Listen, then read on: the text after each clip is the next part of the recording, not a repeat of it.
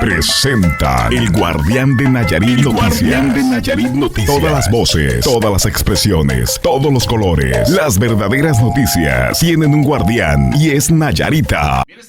Porque quiero continuar siendo un guerrillero de la lucha social y estar con las personas que tengan la experiencia, la capacidad y la sensibilidad para llevarla a cabo.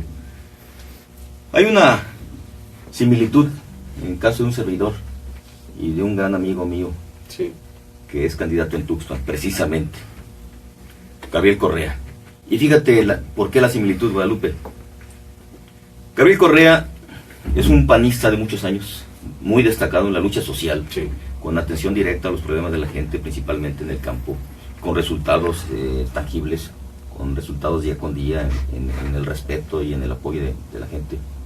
Y estuvo esperando muchos años que esa lucha dentro de ese partido le diera frutos y le diera oportunidad. Pero resulta que ahora el PAN concretamente se ha convertido en un feudo. Entonces hay un personaje en Tuxpan, a quien le dicen el Tortas, Manuel Guzmán, sí, que es el que determina quién es y quién no es candidato, gracias a su compadrazgo con Antonio Echeverría García. es el caciquillo ahí. Sí, es el representante del poder de Toño Chico, sí, en Tuxpan.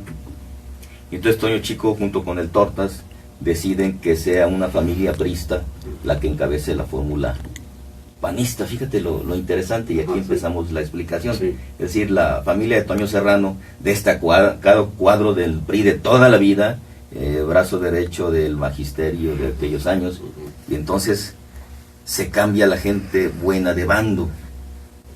¿Por qué? Es una historia interesante, Lupe, porque Gabriel y un servidor nos cambiamos de persona. Sí. Y esta explicación se remonta a cuando va terminando el sexenio de Antonio Echeverría Domínguez, que fue apoyado por su experiencia política. También venía del PRI, pero tenía experiencia política. En aquel momento tenía la sensibilidad que se requería en el Estado para gobernar, y lo apoyamos mucha gente.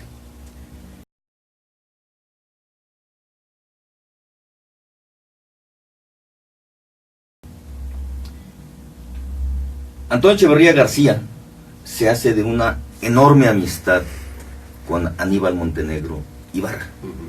Y entonces en aquellos tiempos, abiertamente, el toñismo principal se fue con Navarro Quintero, acuérdate que fue el candidato del PRD, así es, y Antonio Echeverría García se va con Aníbal Montenegro apoyando a su hermano, a Gerardo. Y ahí se rompe el toñismo, en el toñismo de Toño Grande y en el toñismo de Toño Chico. Por eso no hay ninguna contradicción, pero es bueno explicarlo.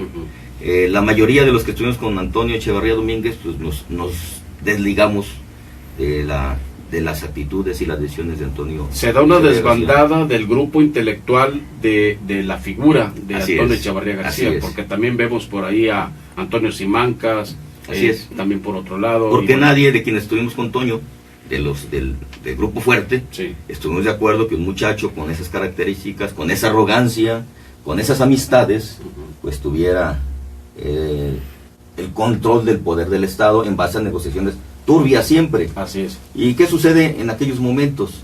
Bueno, se divide el toñismo y empieza la desbandada. Se vuelve a reagrupar con Martelena.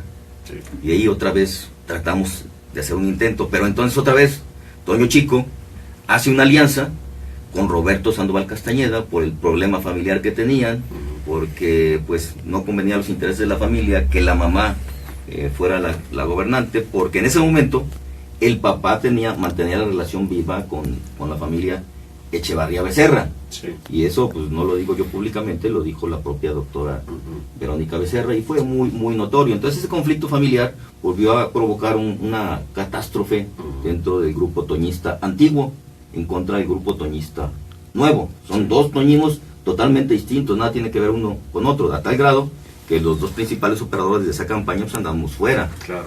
Cuauhtémoc Navarrete, que es de los operadores del doctor Navarro Quintero, y Carlos Hernández Ibarría, que ando en la operación política con Manuel Cota. Exacto. Esa es la misma historia de Gabriel Correa. A Gabriel Correa le quitan la oportunidad, y entonces no contaba Toño Chico y el Tortas que se iba a traer a su campaña la mayor parte del panismo, Sí. y que el prismo lo iba a apoyar por la disciplina, y entonces hay una conjunción de fuerzas a través de Gabriel Correa, de todo el municipio, Sí. tanto panistas como priistas, porque las definiciones políticas ahorita son en base a las personas, a las personalidades y a sus experiencias. Así es. Y ahí se está dando en torno a Gabriel Correa y aquí a Manuel Cota, porque además, Guadalupe, hay algo que Toño ya no puede ocultar. Sus decisiones políticas dependen del principal operador de Ney, Manuel González Sánchez. Recuerden quién fue el secretario del ayuntamiento de Ney, quién fue el director de educación pública de OSEPEN. En los dos casos fue Aníbal Montenegro. Sí. Entonces hay una conexión muy íntima desde el punto de vista político entre Ney González y Toño Echeverría. Y gracias a eso se ha ido revirtiendo la tendencia, porque el toñismo chico le quería cargar a Manuel Cota los errores de Roberto Sandoval, pero ya públicamente se está dando a conocer por los toñistas viejos que somos nosotros, Así es. con la relación tan cercana entre Ney, entre Roberto y entre Toño Chico. Es decir, jugaron por debajo de la mesa un juego perverso para quedarse los muchachos con el poder. Pero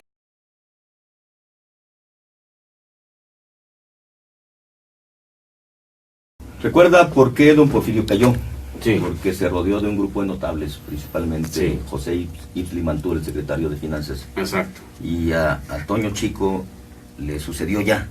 ¿Por qué Antonio Echevarría García se desinfla durante el debate? Porque tiene una dependencia absoluta, al 100%, tanto intelectual, emocional como política, de Aníbal Montenegro. Sí. Y eso te lo digo porque me consta. Sí. Y en el debate solamente podía usar las tarjetas que le dio Aníbal. Pero al final, cuando se acaba el debate y lo trata de entrevistar la prensa, pues no sabe qué responder, porque no llevaba tarjetas. Aníbal no le hizo tarjetas por el momento en que pudiera salir. Entonces se desinfla completamente. Sí. A este joven lo han estado manteniendo con vida política artificial a través de dos factores. Primero, tarjeteado. Si la gente observa con cuidado, todos sus discursos son aprendidos, todos, Sí. incluso la entrevista que le hicieron ayer por la televisión, todo es aprendido. Alguien le está diciendo con un apuntador lo que está diciendo, lo que tenga que estar diciendo públicamente, y cuando es debate no lo puede hacer porque está a la vista de todos. Así es. Se desinfla en el debate y entonces lo mantienen en base a encuestas mandadas a hacer. Tratan de tener un efecto de cargada. Y entonces dicen, lo hacemos por encuesta y es cargada. Pero ¿qué pasa si alguien llega a tener poder político real? Si alguien llega a gobernar, pues va a tener que estar a un lado siempre que le hace las tarjetas, Sí. y que le diga qué hacer Para tomar decisiones. para tomar decisiones. Así es. Y entonces cuando tengo un problema, decir, oye, pues mándame a hacer una encuesta o mándame a hacer una tarjeta, porque es lo único que sabe hacer, leer tarjetas y que le manden a hacer encuestas. Y eso te lo digo porque me consta. Así es. El muchacho no está capacitado políticamente. Su propensión al alcoholismo. ¿Qué tan cierto es esto? Mira, son temas personales, Sí. Pero que nos afecta como Pero nos sociedad. afecta lo porque- vimos con Felipe Calderón. Así es, Hinojosa. Felipe Calderón dedicaba todas sus tardes Sí. a sus placeres. Así es. Y lo mismo pasa, todas sus tardes son de placeres. En el caso de Toño, todas sus tardes son de placeres, porque también no tiene el cuidado de cubrirse, lo hace públicamente. Claro. Y siempre lo encuentras en un restaurante famosísimo de mariscos, Sí. aquí en Tepic, en el Marlin, Sí. pues degustando con ese cerrado círculo de amigos que son los que lo están rodeando, y Sí. que en el caso dado que sucediera, pues son los que gobernaban Nayarit. Que qué bueno que puede darse esos gustos, pero que a nosotros como sociedad no nos conviene el tener un personaje con estas características dentro de la función pública, como gobernador. No sería conveniente para nadie. No sería conveniente para nadie desde ningún punto de vista, porque entonces el gobierno sería de una sola persona y es Aníbal. Sí. Es básicamente Aníbal Sería el Montenegro. poder tras el trono. Así es que, por cierto, pueden tener un rompimiento evidente con el resto de su familia. Ujú. Son Aníbal y su hermano Arturo Liberato, rompiendo políticamente, públicamente con su papá y su otro hermano. Pero no solo es Aníbal, es como Águeda se presta a hacer un show enorme en la plaza. En lugar de hacer las acciones legales que correspondan, hace una enorme carpa política, y entonces en su compromiso con Toño es gobernar también ella, es decir, Sí. ella ser juez y parte, Así es. manejar a los trabajadores subyugados como los tiene ahorita, engañados como tiene a muchos de ellos, y manejar la parte más importante del gobierno del Estado.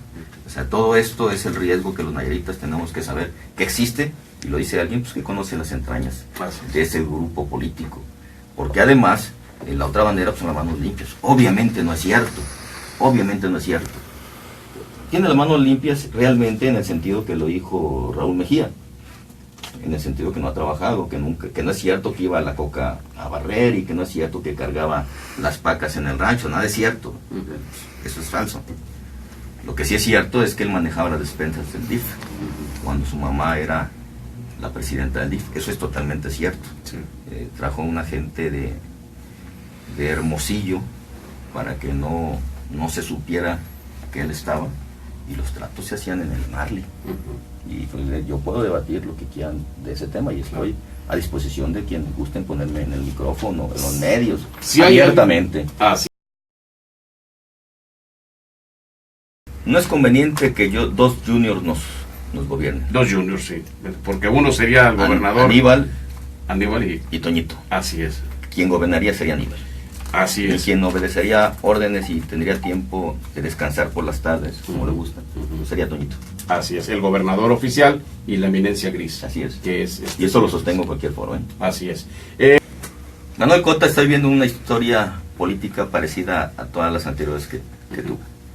Él va de regidor de oposición, con Tino Ávila, hizo un muy buen papel. Él se va de líder de Congreso, cuando Toño era gobernador, yo era secretario, yo lo confronté mucho y salimos al final de acuerdo, por eso hay una buena relación. Él se va de diputado federal en contra de la voluntad de Ney González, y se va de senador en contra de la voluntad de Roberto Sandoval, porque evidentemente Sandoval desde entonces ya estaba proyectando a Margarita para que fuera la próxima candidata. Mucha lana le metió. Así es, y Toñito tuviera una candidata a modo, y no un candidato fuerte como Manuel Cota. ¿Qué sucede? En el trayecto todo esto se descubre gracias a los que venimos de allá. O sea, somos los que hemos estado descubriendo toda la telaraña de intereses, y las gentes de Roberto ya están sumadas con Manuel, porque se dieron cuenta pues que su posibilidad es realmente haciendo unidad política con Manuel Cota. No están sumadas, Carlos, por lo que se menciona mucho de que hay una orden de aprehensión o por lo menos algo del sistema en contra de Roberto Sandoval, y que Manuel Cota de alguna manera lo está protegiendo. Mucho se dice que si Roberto Sandoval sigue libre es gracias a que Manuel Cota intervino. ¿Qué tan cierto es esto? Sabemos de antemano que Manuel Cota tiene la capacidad, porque es un personaje que sabe muy bien cómo mover los hilos de la política nacional. Pudiera ser, pero ¿cuál es tu opinión? Esa es la versión que hay en el ánimo social, pero ¿qué es lo que opina Carlos Hernández Ibarra? Mi opinión es muy sencilla. Surgen los candidatos del robertismo y tienen la necesidad de ganar. Y en la necesidad de ganar tienen que hacer fuerza común con Manuel Cota, y es lo que están haciendo. Así es. Tuvieron dudas al principio, vieron que la fuerza la trae realmente Manuel Cota, y entonces están sumados, y sumando su propia fuerza a la fuerza de Manuel Cota, respetando todo el mundo a Roberto, ellos como su jefe político, y Manuel como la institución que representa el gobierno del Estado. Pero todos sumados en la Pero todos sumados en el mismo proyecto, y el proyecto es Manuel Cota. Roberto Sandoval tendrá en su momento que dar las cuentas que la política, la historia y la ley tendrán que asumir con él, y es su propia responsabilidad. No de Manuel Cota, ni será su verdugo, ni será su salvador. Así. Llámenos a nuestro número en cabina 01319-233-1667. Escríbanos a nuestro correo electrónico elguardiandenayarit@hotmail.com. Nuestro número de WhatsApp 311-247-1384.